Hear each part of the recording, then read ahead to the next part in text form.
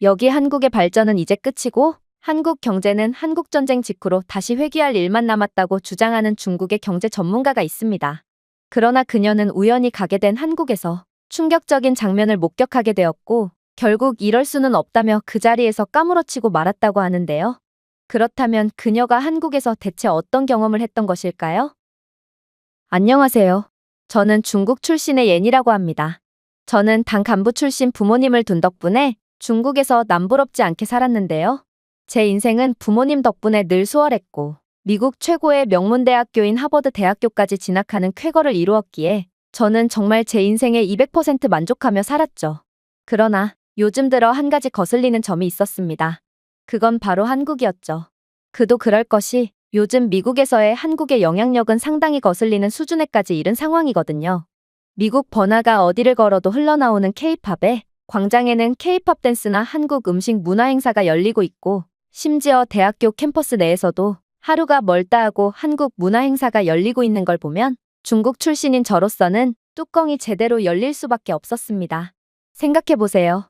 저는 중국에서 한국이라는 나라 자체가 중국의 속국쯤 되는 국가고 현재 인기를 끌고 있는 한국 문화나 음식들은 죄다 한국이 중국의 것들을 그대로 베끼거나 훔친 것들이라고 배워왔거든요. 그런데 이러한 우수한 중국의 문화가 제 눈앞에서 희롱당하고 있는데 자랑스러운 중국인인 제가 어떻게 이 상황을 참을 수가 있겠어요? 물론 수업 시간에도 마찬가지였어요. 명색이 세계 최고의 대학교인 하버드 대학교였지만 교수님들은 무슨 주제만 나오면 한국과 연관지으며 한국에 대한 칭찬을 아끼지 않았거든요. 자신은 한식에 미쳐있는 자신의 딸의 성화에 못 이겨 요즘 식단을 한식으로 바꾸게 되었는데 벌써 몸무게가 5kg이나 빠지고 피로감도 줄었다면서 학생들에게 한식을 먹을 것을 적극적으로 추천해주는 교수님도 계셨고 또 한국의 기적과도 같은 발전사는 전 세계가 주목을 해야 한다며 한국을 마치 선진국이라도 되는 양 칭찬을 늘어놓는 교수님도 있었죠. 이건 매우 이상한 상황이었습니다. 한국은 선진국 인척을 하기 위해 외국인들에게 보여지는 부분에 한해서만 인프라를 꾸며놓은 국가로 평범한 한국인들이 거주하는 지역으로 들어가 보면 한국의 처참한 수준의 가난한 모습을 찾아볼 수 있거든요. 그런데 어떻게 하버드 대학교의 교수마저 이러한 한국의 사기극에 홀랑 쏘가 넘어갈 수가 있단 말인가? 저는 어쩌면 아무리 하버드 대학교의 교수라도 별거 아닐 수도 있을 거라고 생각했고 그렇게 모든 학생들이 보는 앞에서 한국의 현실을 낱낱이 밝힘과 동시에 중국의 위상을 드높이기 위해 만반의 준비를 다하기 시작했습니다. 그리고 그 기회는 얼마 가지 않아 찾아오게 되었죠. 그건 바로 국제정치학 수업 시간에 교수님께서 현재 세계에서 가장 과소평가되고 있는 국가는 어디냐는 의미심장한 질문을 건네셨을 때의 일이었는데요. 그런데 교수님께서는 아프리카 국가들이나 미국 등 다양한 답변을 내놓는 학생들을 완전히 벙찌게 만드는 충격적인 대답을 건네오시는 거 아니겠어요? 전부 틀렸습니다. 그건 바로 한국이에요. 여러분들은 한국을 문화나 음식 등으로 최근에야 반짝 뜨고 있는 국가라고 생각할지 모르겠지만 한국은 알면 알수록 두려워지는 국가거든요. 일단 여러분들은 잘 모르실 수도 있겠지만 한국의 기술력은 전 세계 최고 수준으로 현재 한국은 압도적인 기술력을 바탕으로 전 세계의 모든 국가 수주를 전부 따내며 막대한 부를 쌓고 있습니다. 그러나 이러한 국가 간의 기술 수출 및 거래는 일반적인 사람들이라면 파악하기 어려운 정보이므로 아직도 많은 사람들이 한국이 조용하게 막대한 부를 쌓고 있다는 사실을 전혀 모르고 있죠. 하지만 한국은 이러한 압도적인 기술과 부유함을 바탕으로 몇 년 내로 정말 큰일을 낼 게 분명하고 한국은 자신들이 조용하고 빠르게 선진국 반열에 오른 것처럼 이번에도 전 세계를 깜짝 놀라게 할 것이 분명합니다. 이건 전혀 말이 안 되는 소리였습니다. 그래봤자 중국의 속국이자 중국이 먹다 버린 부스럭이나 주워먹는 한국이 도대체 무슨 기술력을 발전시켰고 또 전 세계를 호령한다는 말인가? 저는 한국의 선진국 인척에 속은 교수님이 한심해지기 시작했고 결국 참다 못해 나서기로 했어요. 글쎄요. 한국은 그저 선진국 인척을 하는 것일 뿐 한국 서민들의 실제 모습은 처참하기 그지없는걸요? 한국의 GDP가 높은 이유는 그저 삼성이나 현대 같은 몇몇 대기업 때문에 높아 보이는 것일 뿐이며 한국은 그저 미국이나 일본 같은 자신들의 동맹국들에 의존하며 빌붙기나 하는 국가거든요. 즉, 한국은 잘 사는 것처럼 보이지만 알고 보면 이들만큼 위태로운 경제구조를 가진 국가도 없고 교수님은 이러한 한국의 선진국 행세에 완전히 속고 말았다고 할 수 있어요. 그런데 교수님은 도저히 제 논리를 파회할 수 없을 거라고 생각했던 것과는 달리 이내 전혀 생각지 못한 충격적인 답변을 건네오는 거 아니겠어요? 혹시나 했더니 또 중국 학생이군요.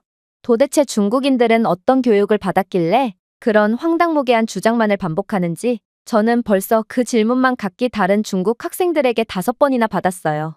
그리고 그 5명의 중국 학생들 모두 제 질문에는 도저히 답변하지 못하더군요. 자, 제가 학생과 같은 논리로 질문을 해보겠습니다. 학생의 주장과는 달리 한국은 통계를 보더라도 중소기업들도 상당한 경쟁력을 갖추고 있고 결과를 내고 있는 국가지만 중국 경제야말로 정말로 소수의 대기업들에만 의존하고 있는데요. 중국 경제의 상당 부분이 화웨이, 텐센트, 비아디와 같은 국영 기업에 의존하고 있거든요.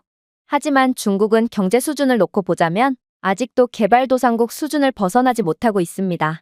그렇다면 중국은 개발도상국에서도 꼴찌 수준의 극악의 빈민국이라고 봐도 무방한가요? 한국은 중국과는 달리 반도체, 자동차, 조선, 그리고 K-팝과 게임, 드라마 등의 엔터테인먼트 분야에서 수출 호조를 보이며 고도로 다각화된 경제를 가지고 있기에 애초에 학생의 논리는 전제부터가 잘못된 수준 낮은 주장이지만 말이에요. 그리고 한국이 미국과 일본과 같은 국가들의 빌부터 살고 있다고요? 글쎄요. 한국은 사실 세계 경제의 선두주자이며 세계에서 가장 큰 무역 흑자를 기록하고 있습니다. 한국은 반도체, 전기차 배터리 등에서 첨단 기술 수출을 주도하고 있으며 오히려 미국과 일본이 이러한 한국의 기술력에 의존하고 있죠. 당장 한국이 반도체 수출을 막는다면 일본과 미국의 공장뿐만 아니라 전 세계의 공장이 그대로 가동 중지되고 말거든요. 그리고 그렇게 된다면 중국은 가장 큰 피해를 입게 되겠죠. 중국은 한국의 기술력에 가장 큰 의존을 하고 있는 국가거든요. 그래서 중국은 한국과의 관계에서 항상 쩔쩔매고 있는 것입니다. 즉, 학생의 주장은 완전히 잘못되었으며 오히려 중국이 한국의 기술력에 빌붙으며 국가의 경제 구조 자체를 한국에 전적으로 맡긴 기형적인 국가라는 말입니다. 저는 교수님의 주장에 완전히 얼이 빠질 수밖에 없었습니다. 이건 도저히 예상치도 못한 답변이었고 중국의 공영방송이나 학교 시간에 배운 한국은 중국에 의존만 하는 가난하고 기술력도 없는 국가라는 내용과는 정반대되는 논리였거든요.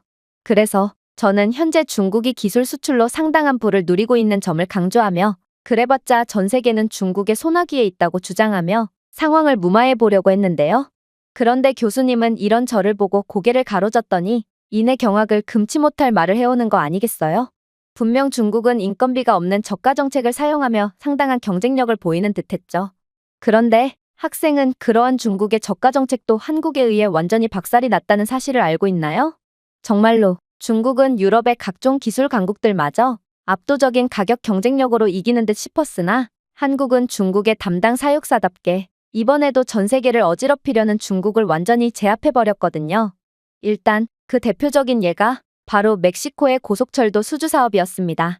멕시코는 수도인 멕시코시티와 과달라하라를 연결하는 고속철도 프로젝트의 국제 입찰을 발표했고 멕시코는 30조 원이라는 고속철도 사업치고는 이례적으로 막대한 금액을 내걸었거든요. 사실 이러한 멕시코의 과감한 입찰은 많은 의미를 내포하고 있습니다. 멕시코는 혼잡을 줄이고 관광과 사업을 통한 경제 발전을 촉진하기 위한 530km의 장거리 노선을 원했고 이 철도 노선은 분명 관광사업 촉진과 멕시코 최대 산업 중심지와 비즈니스 중심지 간의 무역 연결성을 강화하여 멕시코에 많은 경제적 이익을 안겨줄 것이 분명했거든요. 또한 30조 원이라는 막대한 금액도 금액이지만 이번 멕시코와의 계약을 따낸다면 추가적으로 이어지는 보상도 상당히 달콤했습니다. 왜냐하면 멕시코는 생각보다도 훨씬 중요한 국가이기 때문이죠. 일단 멕시코는 많은 인구를 보유한 거대한 경제 규모를 가진 국가로 라틴 아메리카를 대표한다는 상징성을 갖고 있습니다. 이는 추후 라틴 아메리카 국가에 추가적인 인프라 사업을 벌이는데도 상당한 이점으로 작용할 게 분명했죠.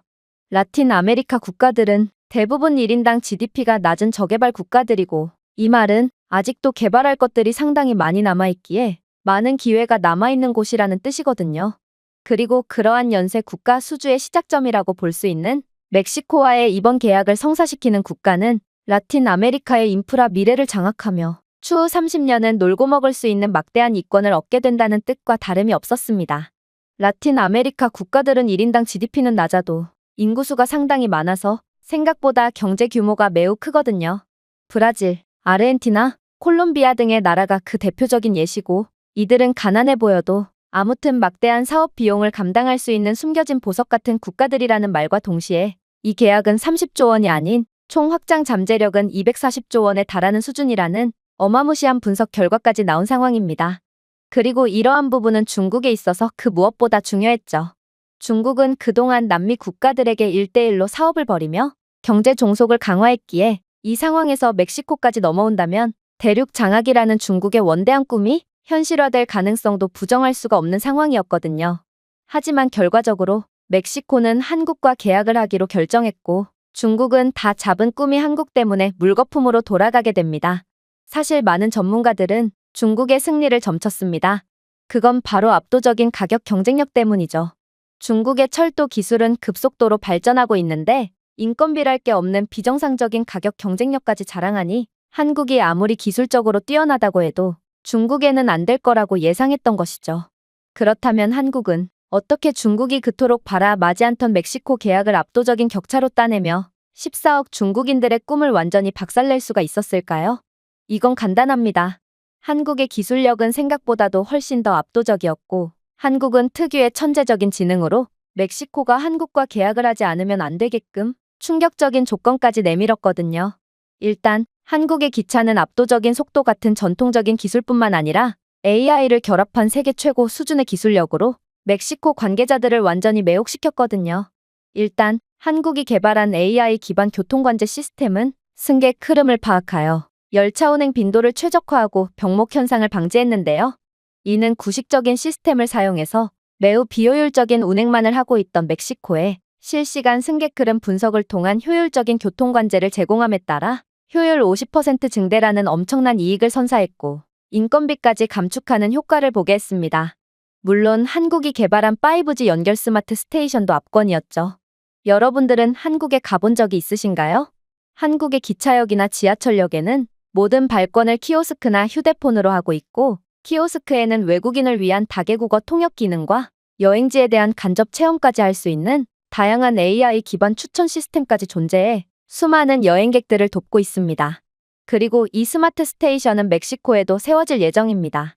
이제 멕시코는 사람이 직접 발권을 해주던 구식적인 시스템을 내려놓고 키오스크를 통한 기차표 자동 발권 및 AI를 통한 각종 여행지에 대한 간접 체험 기능, AI 기반 여행 스케줄 자동 추천 등의 막강한 기술력을 통해 훨씬 더 강력한 관광사업 및 추가적인 수익을 창출하겠죠. 당연히 중국은 이러한 최첨단 기술 따위는 존재하지 않습니다. 이러한 깡통밖에 없는 구식의 기차가 바로 중국이 압도적인 가격 경쟁력을 보일 수 있었던 이유거든요. 또한 한국은 AI 시스템으로 인한 99.9%의 정시 운행률을 기록하고 있지만 중국의 고속 열차는 정시 운행률이 15%에 불과하고 여기에 성능 조작 정황까지 포착된 상황인데요. 그야말로 중국의 기차가 저렴한 데는 다 이유가 있던 것입니다. 하지만 양국의 소름 돋는 차이점은 이제 시작일 뿐입니다. 한국의 철도 시스템에는 실시간 센서 데이터와 머신 러닝을 사용하여 잠재적인 고장을 사전에 감지하는 AI 기반 예측 유지 보수가 포함되어 있거든요. 실제로 한국이 사용하는 열차에는 브레이크 압력, 휠 정렬, 엔진 진동 및 온도를 모니터링하는 수천 개의 센서가 장착되어 있고 AI는 이 데이터를 실시간으로 분석하여 마모 또는 고장의 초기 징후를 감지하는데요. 유지보수 작업자는 고장이 발생하기 전에 자동으로 수리에 대한 알림을 받기 때문에 한국의 기차는 정기적인 점검 및 수리로 인한 중단 시간이 발생할 일이 없어 더욱 안전하고도 효율적인 열차 운행이 가능하다는 소리죠.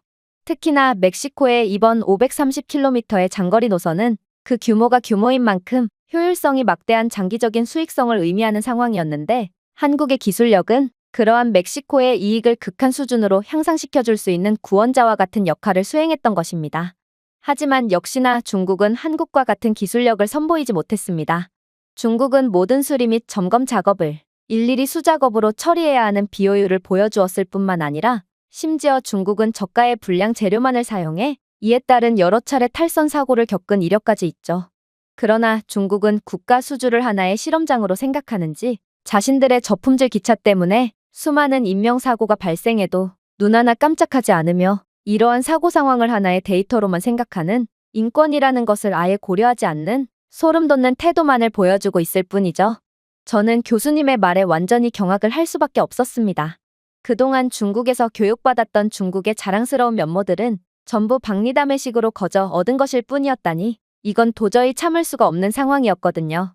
하지만 저는 중국은 다른 가난한 국가들을 위해 여러 지원을 해주는 착한 국가고 세계 평화를 선도하는 국가라고 배워왔고 실제로 중국은 다른 저개발 국가들을 위해 인프라 지원 사업을 벌이는 중인데요. 그래서 저는 이러한 중국의 착한 면모를 강조하며 중국이 아니면 이 세계는 가난과 불공정의 굴레 속에 빠져버릴 거라며 악을 쓰며 중국의 착한 면모를 어필해 봤습니다. 그러나 교수님은 여전히 저를 한심하다는 듯 바라보기만 했고 이내 충격적인 답변을 해오기 시작하더군요. 중국이 세계 평화를 주도한다고요? 학생은 중국과 거래를 한 국가들이 어떤 운명을 맞이했는지 전혀 모르나 보군요. 중국의 계약에는 숨겨진 비용, 정치적 압박, 부채 함정 위험이 수반되는 경우가 많고 실제로 중국은 1대1로 정책으로 아프리카 등의 가난한 국가들을 도와주는 척하면서 노예로 만들어버렸죠.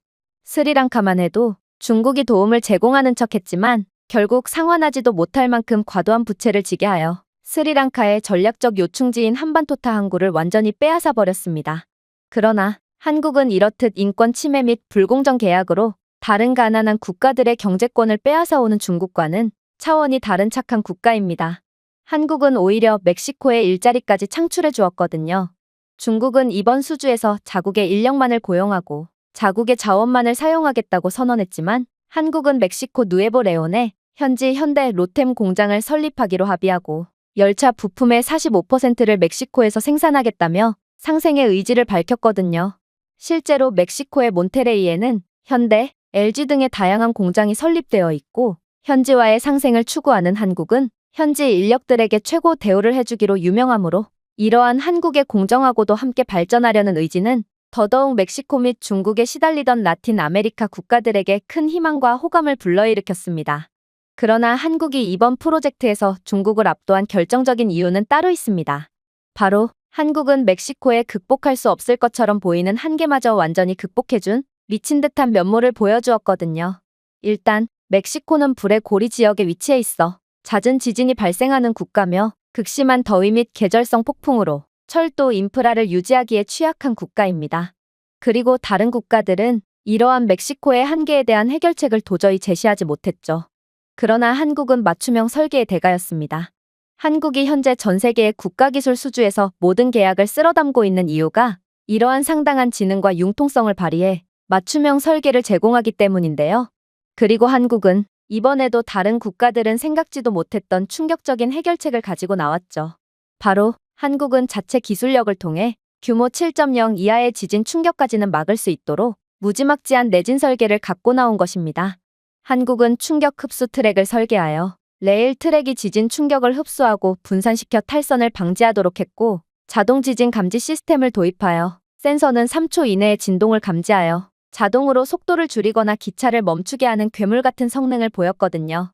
특히나 한국의 선로는 레일이 갈라지거나 뒤틀리는 것을 방지하는 특수 확장 조인트를 사용해 어떠한 천재지변이 일어나더라도 변형이나 뒤틀림이 발생하지 않는 안정성을 보여주기로 유명한데요. 이러한 한국의 철두철미한 맞춤형 설계 덕분에 한국은 그간 전 세계의 기차 인프라를 보급해 주었으면서도 단 한 건의 탈선이나 사망사고도 발생하지 않았고 99.9%의 정시성을 보일 수 있는 거였죠. 특히나 한국은 지진이 심한 국가도 아니었기에 이러한 한국의 맞춤형 기술력은 더욱더 각광을 받았는데요.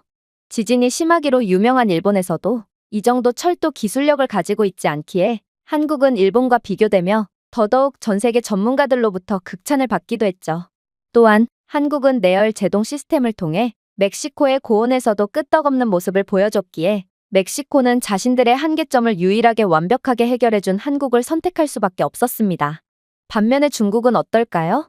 사실 중국도 이러한 내진 설계 및 고온에서도 견딜 수 있는 기술을 확보했다며 강력하게 주장했지만 시운전 결과 중국의 이러한 주장은 전부 성능 뻥튀기의 거짓말임이 밝혀졌습니다.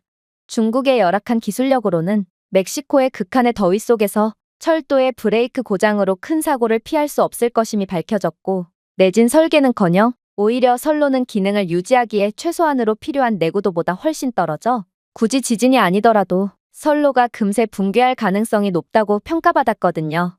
실제로 중국이 철도를 보급한 케냐 및 파키스탄에서는 선로 자체가 붕괴해버렸고 결국 많은 사상자가 발생하기도 했는데요.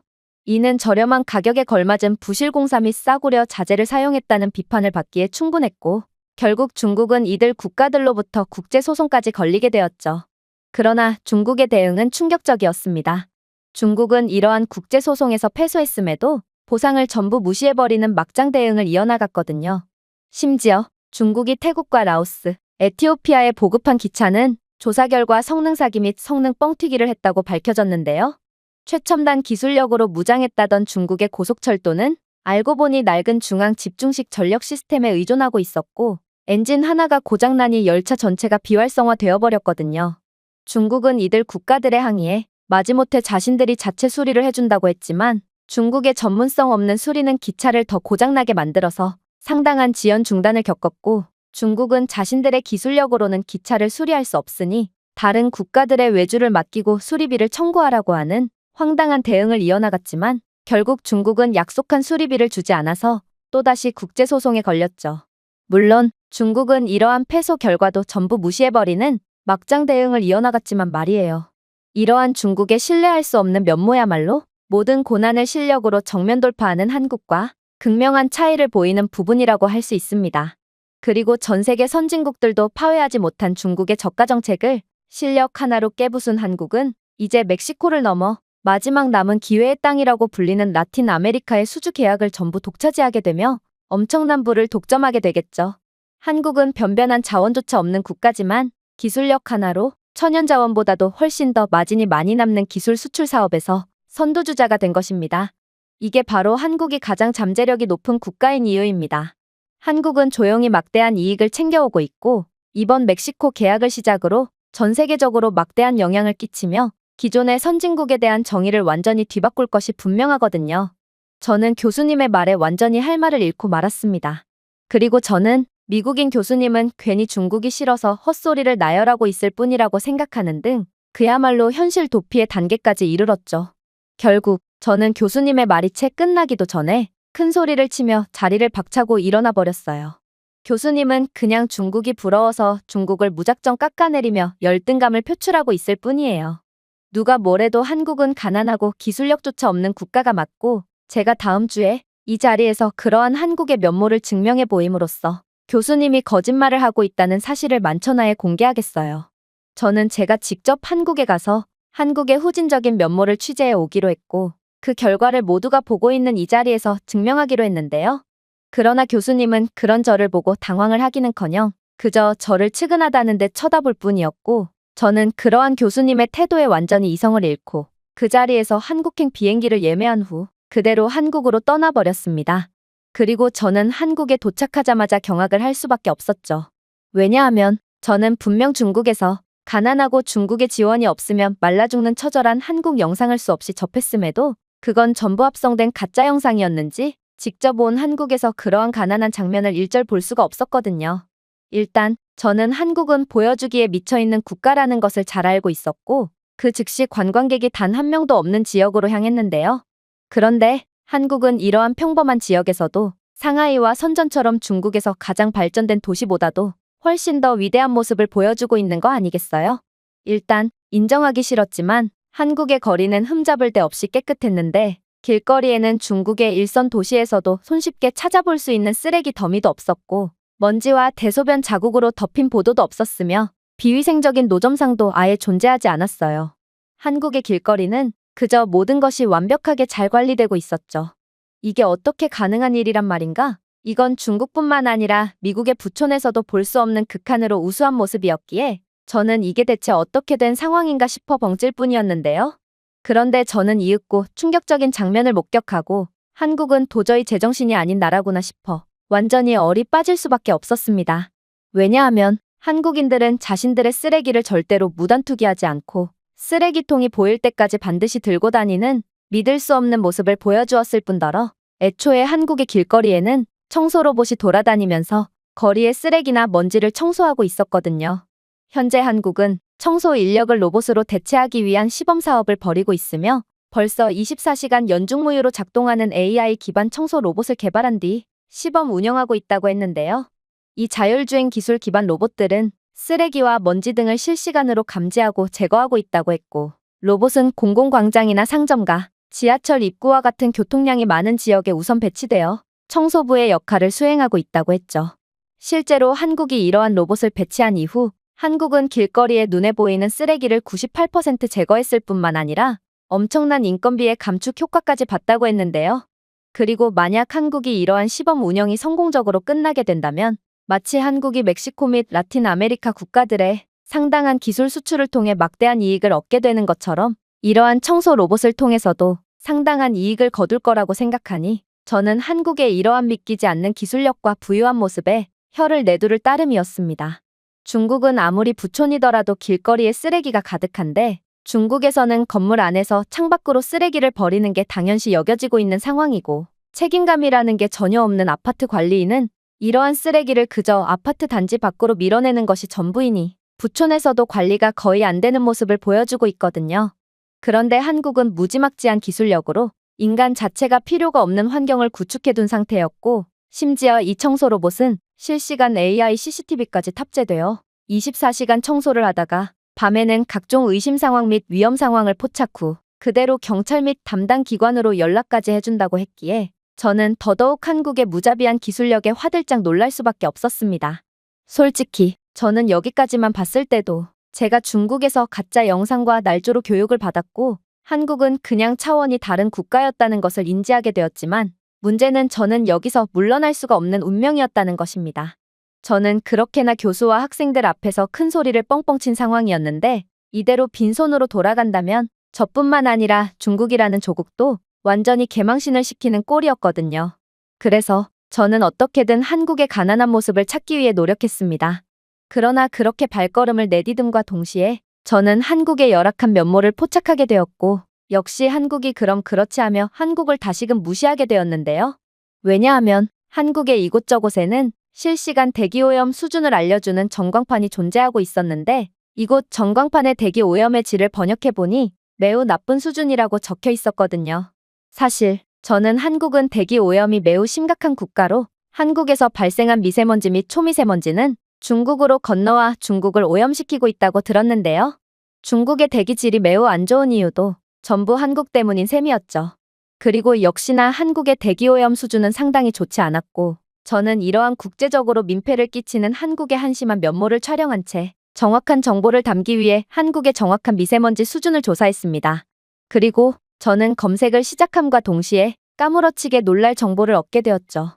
바로 현재 중국의 미세먼지 수치는 한국보다 훨씬 더 높은 수준이었기 때문입니다. 생각해보세요. 한국의 미세먼지가 중국으로 흘러들어갔다면 도대체 어떻게 한국보다 중국의 미세먼지 수치가 더 높을 수가 있겠어요? 즉, 이건 한국의 미세먼지가 중국에 피해를 주고 있다는 중국의 공영방송의 보도와는 달리 실상은 중국의 미세먼지가 한국에 피해를 주고 있는 상황이었다는 것입니다. 심지어 충격적인 상황은 이뿐만이 아니었어요. 바로 제가 그렇게 믿기지 않는 사실을 포착하고 그 자리에 멍하니 서 있을 때의 일이었는데요. 제가 미세먼지 수치를 검색해 볼 때부터 옆에 있는 신호등이 뭔가 이상하다 싶었는데 신호등의 주기가 불규칙하다는 느낌이 들었거든요. 그런데 알고 보니 한국은 전국적으로 AI 기반 스마트 교통 시스템을 구축해둔 국가였고, 실시간 차량 흐름 및 유동 인구에 따라 신호등이 실시간으로 자동으로 조정되어 혼잡을 최소한으로 유지하고 있던 거였기 때문에 신호등의 주기가 불규칙했던 거였어요. 이건 정말 말도 안 됐습니다. 도대체 한국은 어떻게 이런 무지막지한 기술을 개발할 수가 있단 말인가요? 나중에 알고 보니 한국은 이러한 최첨단 기술을 통해 출퇴근 시간대의 혼잡도를 무려 50%나 줄이는 미친 듯한 효율을 보여줬다고 하는데요. 그래서 전 세계 국가들에서는 한국의 이러한 스마트 시티 인프라를 수입하고자 줄을 서고 있는 상황이라고 했습니다. 중국은 아예 신호등 자체가 존재하지 않는 도로들도 상당히 많고 무단횡단 및 신호 위반이 일상처럼 벌어지는 상황인데 한국은 그런 중국을 비웃기라도 하듯 이미 두 차원은 격차가 나는 기술력을 선보이고 있던 거였죠. 물론 한국은 그저 평범해 보이는 광고판조차 수준이 달랐어요. 보통 어느 상권의 낮과 밤의 유동인구의 인구 통계는 다른 경우가 많은데 낮보단 밤에 활보하는 인구의 연령대가 높은 게 사실이거든요. 그런데 한국은 이러한 실시간 인구의 연령대를 포착하는 최첨단 광고판을 설치해둔 상태였고, 유동인구의 성별 및 연령대에 따라 최적의 맞춤형 광고를 제시하는 충격적인 기술력을 보여주고 있었고, 저는 무슨 이런 나라가 다 있나 싶어 완전히 기겁을 할 수밖에 없었는데요. 중국에서는 광고판에 광고를 하는 비용보다 광고판을 든 사람의 인건비가 더 저렴하다는 이유로 번화가에 나가보면 이러한 광고판을 들고 다니는 사람들이 수도 없이 많거든요. 그러나 한국은 그런 중국보다 훨씬 진보된 모습을 보여주고 있던 것입니다. 저는 이러한 평범한 지역에서도 흠잡을 데 없는 모습을 보여준 한국에 완전히 얼이 빠져버렸습니다. 그리고 저는 이대로 무기력하게 대학교로 돌아가서 지금껏 겪어본 적 없는 엄청난 수모를 겪겠구나 싶어 대학교 자퇴까지 진지하게 고민했죠. 그런데 그렇게 한숨을 푹 쉬며 목이나 축이기 위해 편의점에 들어간 저는 그대로 말문이 막히고 말았습니다. 왜냐하면 이 편의점은 직원 없이 무인으로 운영되는 편의점이었는데 한국인들은 감시를 하는 사람이 없더라도 단 한 명도 빼놓지 않고 양심껏 결제를 마치는 도저히 말이 안 되는 모습을 보여주었거든요. 사실 이건 중국인인 저로서는 그 무엇보다도 충격적인 부분이었습니다. 현재 중국에서는 지금의 중국은 예전의 시민의식이 낮은 중국이 아니며 중국인들의 시민의식과 경제 수준이 높아진 만큼 이제 중국도 선진국 반열에 올랐다는 말이 슬금슬금 나오고 있는 상황인데요. 그리고 이러한 중국의 사회적 분위기에 힘입어 중국의 대기업에서는 천문학적인 자본을 투자해서 편의점을 전부 무인 편의점으로 교체하는 파격적인 행보를 보였죠. 만약 이번 무인 편의점이 성공한다면 기업 입장에서는 막대한 운영비 절감 효과를 거두게 되어 장기적으로 봤을 때 상당한 이익을 가져올 게 분명해 보였습니다. 또한 이건 중국의 높은 수준의 시민의식을 전 세계에 보여줄 수 있는 절호의 기회이기도 했어요. 그러나 결과적으로 이 전국적인 무인 편의점 매장은 일주일 만에 전격 철수하게 되었죠. 왜냐하면 중국인들은 무인 편의점이 공개되자마자 하나같이 물건을 훔쳐갔고 결국 편의점은 뼈대만 앙상하게 남아버렸거든요. 마치 곡식을 앗아가는 메뚜기 떼처럼 중국인들은 무인 편의점의 간판마저 전부 떼어가서 철물점에 팔아버렸고 결국 중국 인민들의 선진국에 대한 꿈과 희망은 물거품이 되어버린 것입니다. 물론 이러한 중국의 모습을 집중 취재하던 외신 기자들 또한 중국은 여전히 개발도상국일 뿐이었다는 것을 자신들 스스로 증명했다며 보도를 내보냈고 결국 중국은 국제적인 개망신을 당해버렸죠. 그런데 중국도 성공하지 못한 무인 편의점을 어떻게 한국은 이렇게나 쉽고 당연하다는 듯이 성공할 수 있단 말인가? 저는 정말로 한국은 중국이 넘보기엔 너무나도 위에 있는 국가인가 싶어 완전히 허탈감을 느끼고 말았는데요. 결국 한국의 후진적인 면모를 포착하려던 저는 현타만 잔뜩 느낀 채 거의 도망치듯 한국에서 빠져나왔고 빈손으로 미국으로 돌아올 뿐이었습니다. 저는 현재 너무나도 쪽팔리고 면목 없는 마음에 도저히 학교 복귀를 하지 못하고 있는데요.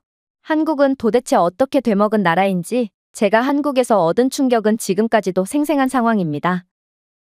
제가 준비해온 내용은 여기까지입니다. 끝까지 시청해주셔서 진심으로 감사드리며 여러분들의 구독과 좋아요, 알림 설정은 영상 제작에 큰 힘이 됩니다. 이상 세모튜브였습니다.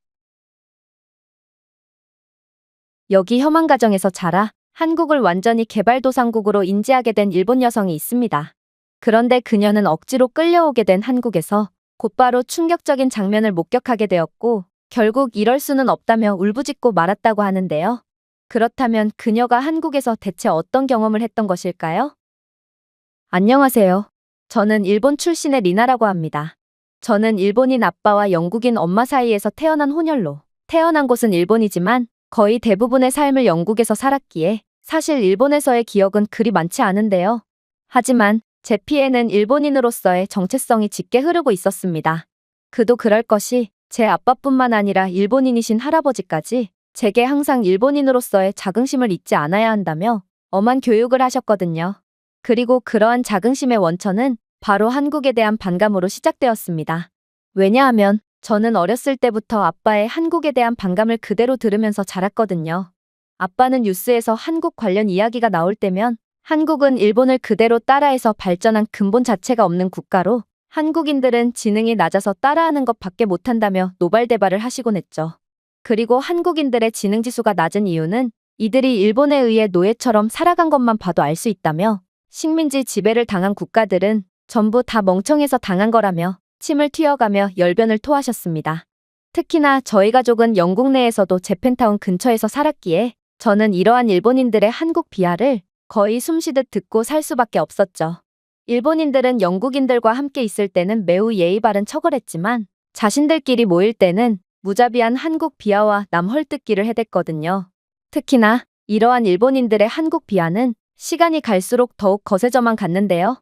왜냐하면 제가 어렸을 때까지만 해도 분명 일본은 한국보다 경제적으로 더욱 부유하고 기술적으로도 뛰어난 국가였지만 이제는 한국이 일본보다 더욱 잘 살게 되었다는 증거가 속속들이 공개되고 있는 상황이거든요. 사실 이는 영국에서 살고 있는 제 입장에서는 더더욱 피부로 와닿는 부분이었는데요. 분명 예전에는 영국에서 아시아 문화는 기껏해야 일본 문화가 다였으나 지금의 영국은 한국에 거의 미쳐있는 상황이기 때문입니다. K-팝과 한국 드라마는 말할 것도 없고 한국 음식부터 해서 한국 브랜드의 모든 제품들까지 현재 영국에서는 코리아만 붙었다 하면 불티나게 소비가 되는 상황이거든요. 또한 한 나라의 부유함의 척도를 나타내는 1인당 GDP의 경우 진작에 한국이 일본을 능가한 상황이고 영국 내에 한국인들이 밀집해서 거주하는 지역의 경우에도 분명 제가 어렸을 때만 해도 일본인 밀집 구역보다 훨씬 가난하고 열악했지만 지금은 그 처지가 완전히 역전되어 버린 상황이었죠. 그러나 문제는 일본인들은 이러한 증거들은 전부 한국이 날조를 통해 조작한 것들이라며 한국이 일본을 앞지를 운명이었으면 왜 100년도 안 되는 근대에 일본에 의해 무참히 짓밟히고 노예가 되었겠냐며 이것만 봐도 한국은 도저히 성공이라는 것을 할 수가 없는 운명이라며 비하를 이어나갔다는 것입니다. 그러면서 현재 한국 문화가 영국에서 인기를 끌고 있는 이유는 한국인들이 영국의 각종 단체에 홍보 명목으로 뒷돈을 찔러줬기 때문이고 한국의 1인당 GDP가 높아 보이는 이유도 한국이 원화 환율을 의도적으로 조작해 인위적으로 GDP를 부풀렸기 때문이며 한국인들은 비효율적으로 오래 일하고 스트레스를 많이 받기 때문일 뿐이므로 사실상 의미가 없는 수치라는 말을 하기도 했어요. 이러한 주장을 제외하더라도 전 세계 역사를 통틀어봐도 식민지 지배를 받았던 피지배 국가가 지배 국가보다 잘 살게 되는 경우는 단 한 건도 없기도 했기에 저는 이러한 명확한 증거 때문에 정말로 한국을 선진국 인척하는 개발도상국이자 일본의 모든 것을 베끼는 염치 없는 국가라고 생각할 수밖에 없었습니다. 물론 저는 이러한 한국에 대한 반감으로 뒤덮인 환경 속에서 자라다 보니 저도 자연스레 한국을 싫어하고 한국의 실제 모습은 개발도상국쯤일 뿐이라고 생각하게 되었죠. 하지만 그러던 와중 저는 영국에서의 대학 생활 중에 충격적인 강의 하나를 듣게 되었습니다. 그건 바로 한국에 관한 강의였는데 교수님은 향후 세계 패권을 뒤흔들 국가가 어디가 될 거냐는 다소 뜬금없는 질문을 건네더니 이내 미국이나 유럽연합이라고 말하는 학생들의 대답을 일축하며 미래 패권국은 확실히 한국이 될 수밖에 없다며 말도 안 되는 주장을 해왔거든요. 그래서 저는 아빠에게 들은 그대로 교수님께 반박을 하기 시작했죠. 교수님은 그저 한국의 선진국인 척에 속아 넘어간 것일 뿐이에요. 한국은 국가 차원에서 사기를 치는 국가로 실상은 일본 기술을 그대로 따라하기만 하는 한심한 국가거든요. 도대체 이런 국가가 어떻게 세계 패권을 줄 수가 있단 말인가요? 하지만 교수님은 어처구니가 없다는 듯 피웃더니 이내 생각지도 못했던 충격적인 말을 해오기 시작하더군요. 글쎄요, 학생. 저는 학생의 어떤 부분부터 바로잡아줘야 할지 감조차 안 가는군요. 학생은 지금 저와 동시간대를 살고 있는 게 맞나 싶은 생각까지 들 정도거든요. 사실 학생의 말이 완전히 틀렸다는 건 최근 있었던 사우디아라비아의 원자력 발전소 수주건만 봐도 알 수 있습니다. 원자력 기술은 그야말로 기술의 끝판왕이라고 불리는 분야고 웬만한 선진국이 아니라면 엄두조차 못 내는 기술이거든요. 그래서 원자력 분야는 일본이나 프랑스 같은 기존의 선진국들이 독식을 하던 분야였고 실제로 30조 원이라는 막대한 보수가 걸려있는 이 사업에 일본뿐만 아니라 여러 기술 강국들이 전부 뛰어들었습니다. 하지만 결과적으로 한국이 이번 수주에서 압도적인 모습을 보이며 경쟁에서 승리했고 이건 그야말로 기존의 세계 판도가 완전히 바뀌는 상황이라고 봐도 과언이 아닌 모습이었죠. 학생의 논리가 성립되려면 이 수주에서 마땅히 일본이 한국을 꺾었어야 정상이 아닐까요? 하지만 한국은 생각보다도 훨씬 더 놀라운 국가였습니다. 생각해보세요. 몇 년 전까지만 해도 한국은 분명 원자력 강국이라는 평가를 받긴 했지만 그래도 프랑스와 일본이라는 견고한 벽에 가로막혀 성능보다는 가격으로 경쟁력을 보여줘야 하는 도전자의 입장이었습니다. 하지만 불과 몇 년 사이에 한국은 이 모두를 압도하는 믿기지가 않는 기술력을 들고 나왔죠.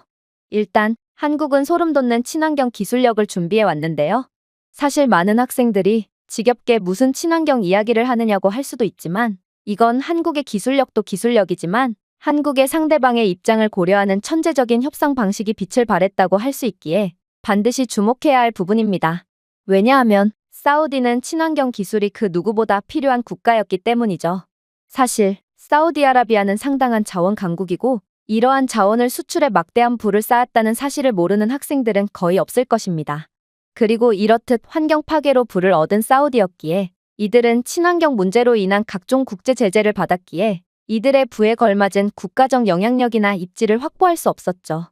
그렇게 국제 관계에서 소외된 사우디는 여러 부정적인 이미지를 뒤집었으며 상당한 경제적인 손실을 보곤 했습니다. 그런데 전 세계에서 유일하게 한국만은 이러한 사우디의 상황을 귀신같이 파악하고 사우디를 구원해줄 천재적인 해결책을 제시해 주었죠.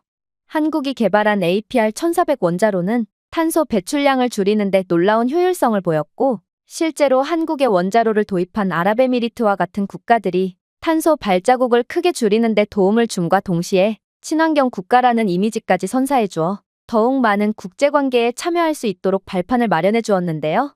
특히나 아랍에미리트는 한국 덕분에 이러한 수혜를 입음과 동시에 한국의 친환경 원자로에 대한 대폭적인 추가 발주를 발표하는 등 그야말로 한국은 중동 국가들의 특수성을 고려한 맞춤형 기술 수주 덕분에 이들 국가들로부터 엄청난 계약 쇄도가 들어오며 막대한 수익을 쓸어담고 있는 상황이죠. 이번 사우디의 수주에서도 마찬가지입니다. 한국의 APR-1400 원자로는 사우디아라비아의 연간 이산화탄소 생산량을 기존 화석 연료에 비해 약 2천만 톤 감소시켰고 동시에 원자로의 첨단 폐기물 저감 기술 덕분에 일본의 ABWR 원자로에 비해 방사성 폐기물 배출량이 30% 적은 상황인데요. 이 말은 만약 사우디가 이번 한국의 친환경 기술을 앞세운 원자력 기술을 수입하게 된다면 사우디는 아랍에미리트처럼 친환경 국가라는 긍정적인 이미지를 갖게 될 것이고 그렇게 된다면 그동안 사우디가 그토록 바라마지 않던 국제관계 개선과 국제적 영향력 확대라는 두 마리 토끼를 전부 잡을 수 있게 되는 셈입니다. 그리고 이러한 친환경 원자로는 전 세계에서 오직 한국만이 개발한 상황이기에 한국은 사우디를 포함한 중동 지역 전체를 주무르며 막대한 돈을 쓸어 담고 있는 중인 것이죠. 또한 한국의 원자로 기술은 세계 최초로 AI 기반 연료 관리 시스템을 통합하여 핵연료 주기를 최적화하고 연료 사용량을 20% 이상 연장하여 연료 의존도를 크게 낮춘 상황인데요. 이러한 한국이 자체 기술력으로 개발한 알고리즘은 원자로 연료 수요를 예측하고 최적화된 연료 주기를 예약하며 사우디의 원자로 주기당 20%가량의 핵연료 사용을 줄이는 중이고 이는 사우디는 한국과의 계약을 통해 연간 2,500억 원의 비용을 절감한다는 뜻이기에 사우디 입장에서는 세계에서 기술적으로 가장 진보된 한국을 선택할 수밖에 없던 것입니다. 그러나 한국의 가장 소름 돋는 면모는 따로 있죠.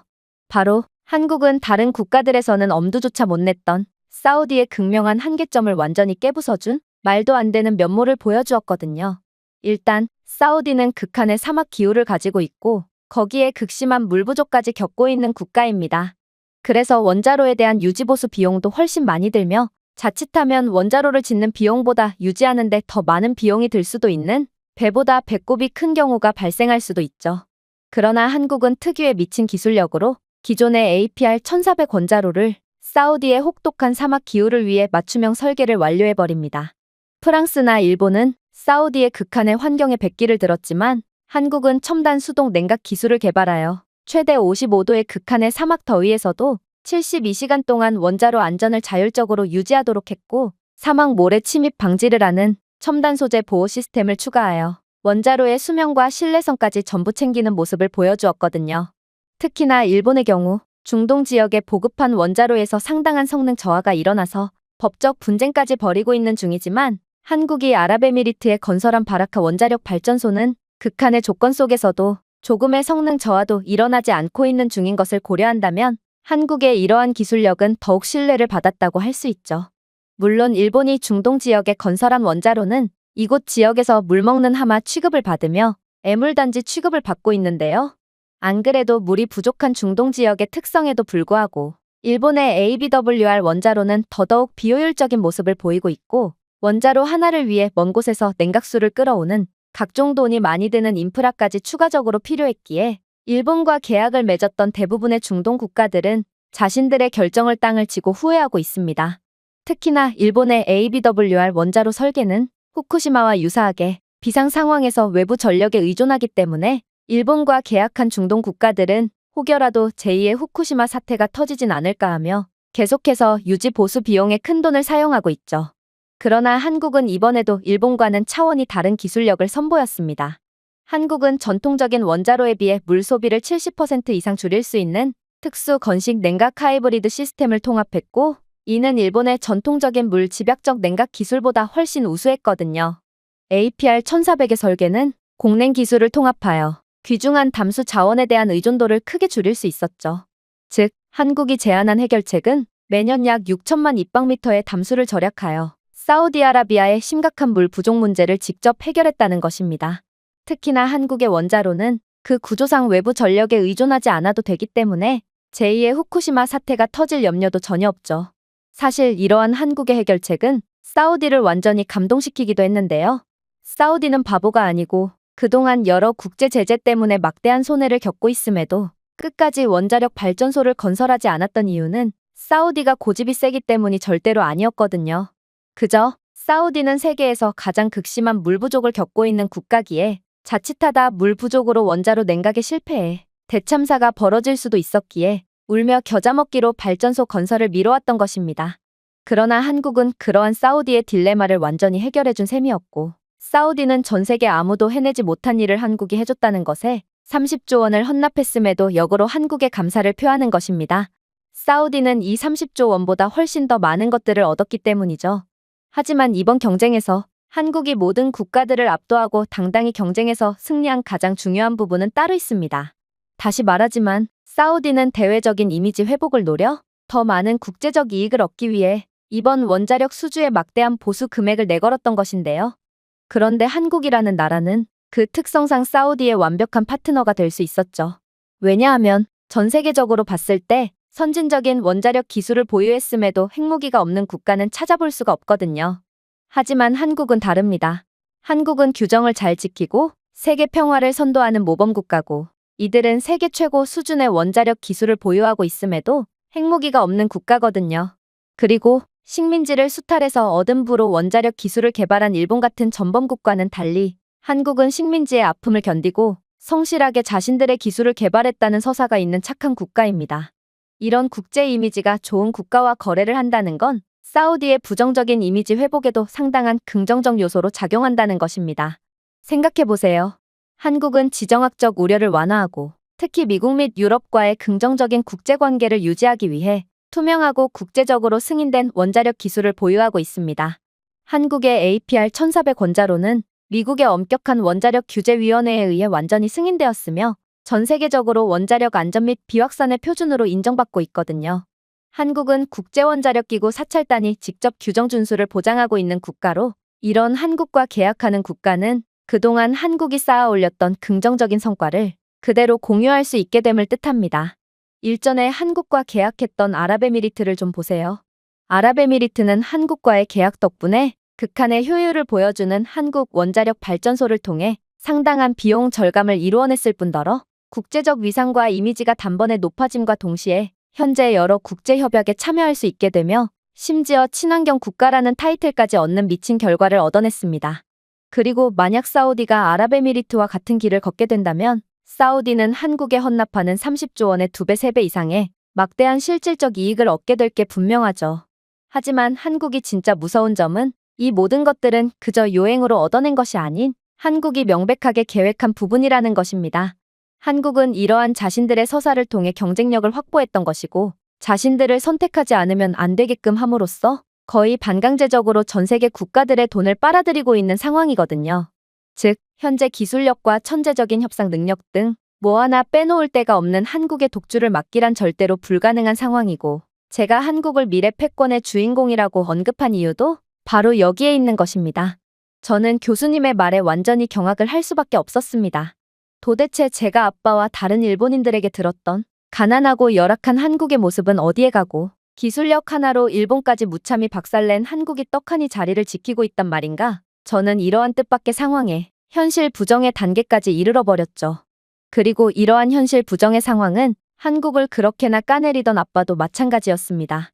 저는 교수님에게 들었던 강의를 아빠에게 그대로 전해주며 도대체 한국의 진짜 정체는 뭐냐며 따져묻게 되었는데 아빠는 그럴 리가 없다며 일본이 한국 같은 개발도상국에 의해 뒤처졌다는 건 말이 안 된다며 노발대발하셨고 이내 하던 일조차 전부 내팽개친 채 당장 한국에 가자며 비행기표를 예매해버리셨거든요. 그렇게 저는 한국 때문에 완전히 이성을 잃어버린 아빠에 의해 강제로 한국에 가게 되었습니다. 그리고 아빠의 넘치는 자신감과는 달리 그렇게 도착한 한국은 충격적인 모습만을 보여줄 뿐이었죠. 왜냐하면 한국은 공항부터가 차원이 다른 모습을 보여주고 있었거든요. 재팬타운에서 일하시는 아빠는 일 때문에 일본에 꽤나 자주 갈 뿐만 아니라 재팬타운에도 거의 박혀 살다시피 하는 삶을 살고 있는데요. 그런 아빠라서 그런지 아빠는 매일같이 나리타나 하네다 공항이 전 세계에서 가장 우수하다며 입에 침이 마르도록 칭찬을 하시곤 했어요. 그런데 인천공항은 딱 봐도 그러한 일본 공항보다 훨씬 우수한 모습을 보여주고 있는 거 아니겠어요? 일단 입국 수속에 최소 3시간 이상은 소요되는 일본 공항과는 달리 한국은 AI 기반 생체 인식 수속 시스템을 구비해둔 상태였고 따라서 인천공항에는 수많은 입국객들이 존재했음에도 저희는 줄조차 서지 않고 곧바로 수속대를 통과할 수 있었거든요. 일본이었다면 직원이 3, 4명은 달라붙어서 모든 과정을 수기로 처리했을 게 분명했지만 한국은 그와는 차원이 다른 시스템을 구축해둔 상태였던 것이죠. 한국 공항은 AI 시스템을 통해 얼굴 스캔과 여권을 자동으로 일치시켰고 입국객의 범죄 이력 및 타국가 입국 기록 등 여러 정보들을 분석하여 위험도를 자동으로 평가해 주었는데요. 이를 통해 별도의 인터뷰실에서 추가적인 취조 과정을 거쳐야 할 사람들과 입국이 허가된 사람들을 곧바로 분류해 주었기에 인천공항에 입국하는 여행객들은 일본에서처럼 끝도 없는 줄을 설 필요도 없이 곧바로 수속을 마칠 수 있던 것입니다. 아니, 분명 아빠는 한국은 일본의 모든 것을 베낀 개발도상국으로 기술력이랄 게 전혀 없는 열악한 국가라고 했는데 도대체 한국은 어느 틈에 이 정도로 우수한 기술을 개발했다는 말인가? 저는 30년 동안 정체되었던 일본과는 차원이 다른 수준을 보여주는 한국에 그저 혀를 내두를 뿐이었습니다. 물론 인천공항의 연계 시스템도 도저히 말이 안 되는 수준이었어요. 인천공항을 이용하는 승객들은 약간의 추가금을 지불하면 자신의 짐을 다시 찾을 필요도 없이 곧바로 자신이 예약한 숙소로 캐리어를 보낼 수 있었는데요. 한국은 자동화 시스템을 구현한 국가로 입국 시 기록되는 숙박 예약 정보를 통해 별도의 추가적인 계약서 작성의 과정도 전혀 없이 간편하게 짐을 배송시킬 수 있게끔 시스템을 구축한 상황이었거든요. 심지어 공항의 특성상 외딴 지역에 떨어져 있어 인프라 및 대중교통의 수혜를 전혀 받을 수 없는 것과는 달리 한국은 공항에 마저 버스와 기차, 지하철까지 전부 이어져 있었기에 이러한 짐 배송 서비스는 한국에 믿을 수 없을 정도로 높은 수준의 대중교통 인프라와 맞물려 더욱 빠르고 정확하게 배송이 가능하다고 했습니다. 사실 이건 정말 말도 안 되는 상황이었습니다.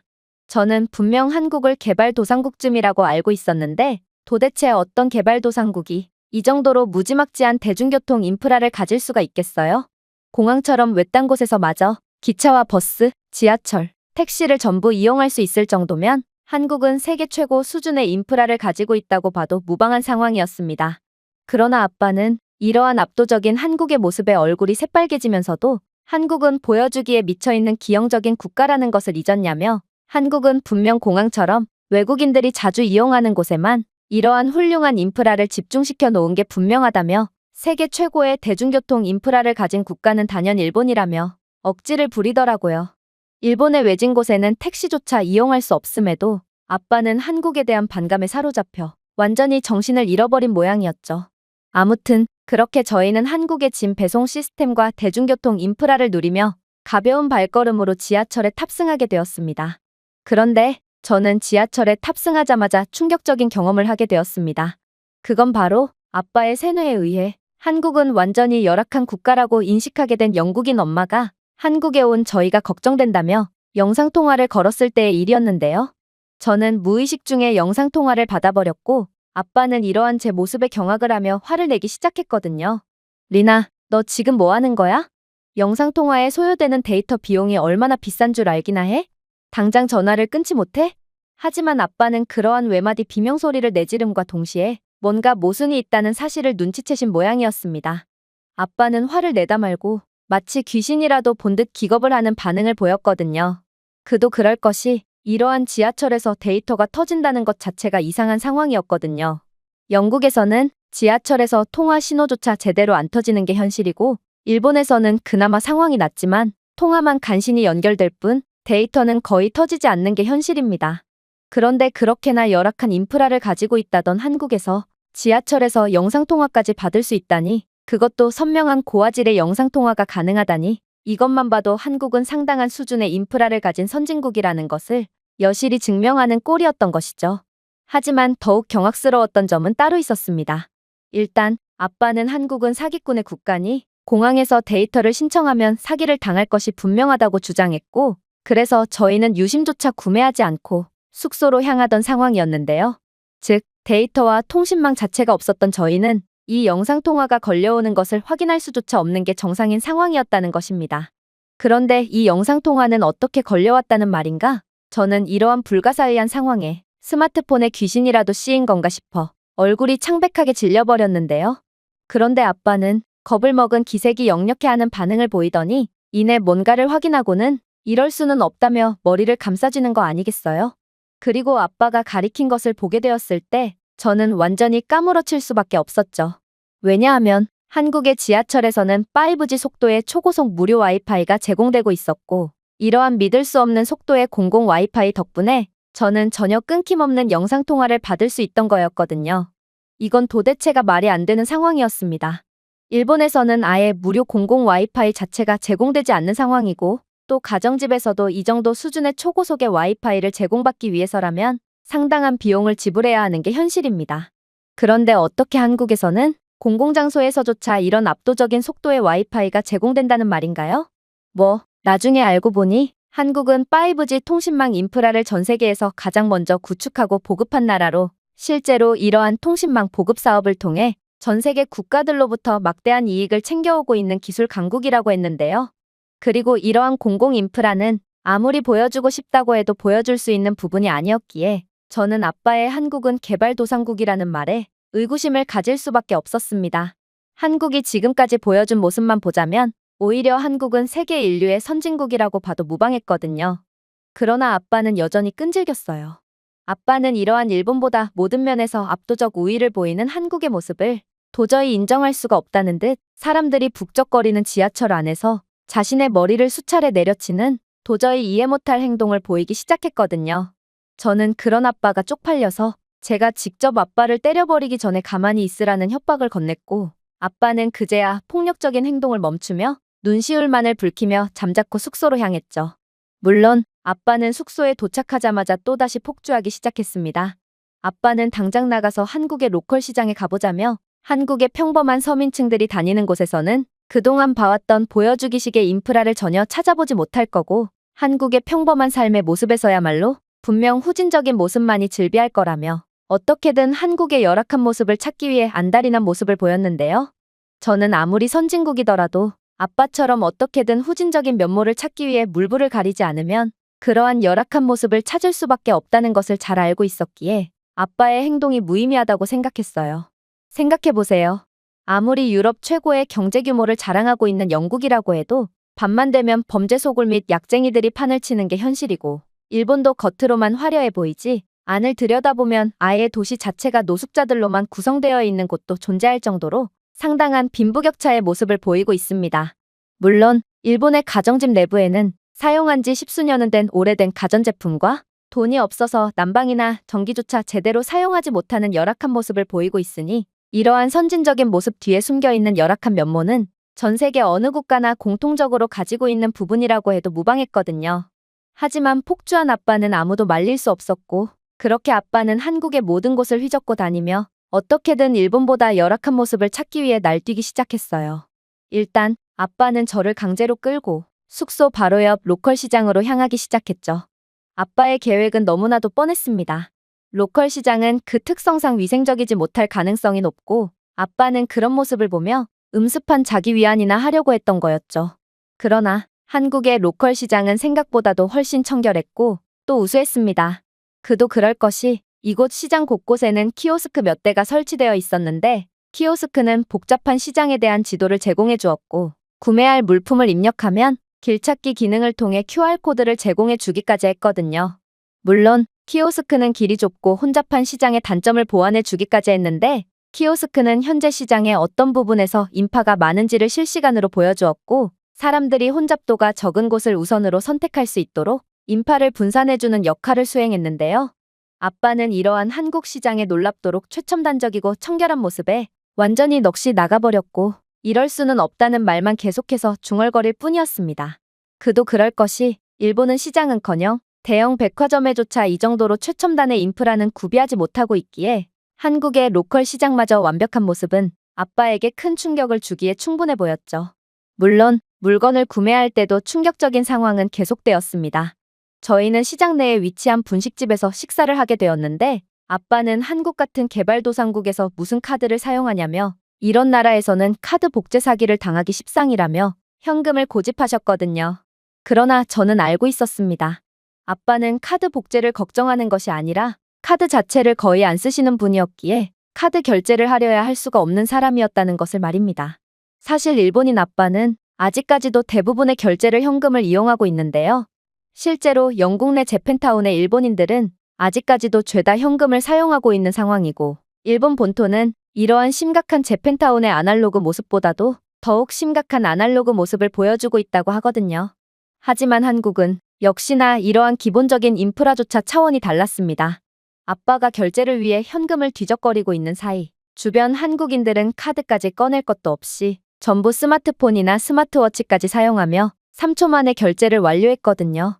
일본에는 때로는 백화점에 입점한 업체조차 카드 결제기를 구비해두지 않은 경우가 있는데, 한국은 이러한 로컬 시장의 작은 길거리 음식점마저 완벽한 결제 수단을 갖추고 있었던 것입니다.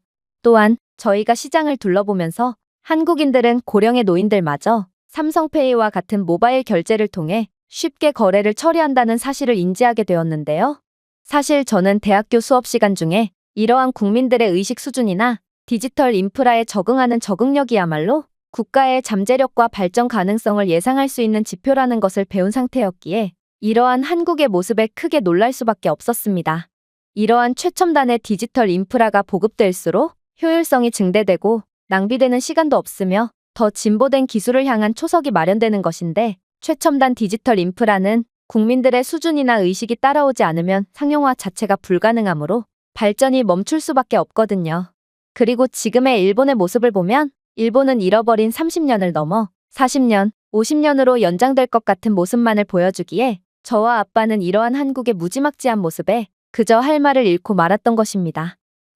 그 후로도 아빠는 한국의 후진적인 면모를 찾기 위해 한국의 이곳저곳을 들쑤시고 다녔지만, 그럴수록 저희는 한국의 예상치도 못한 선진적인 면모만을 포착할 뿐이었고, 저는 이제 그런 아빠에게 질려버려 이젠 제발 인정 좀 하라며 소리를 질러버렸는데요.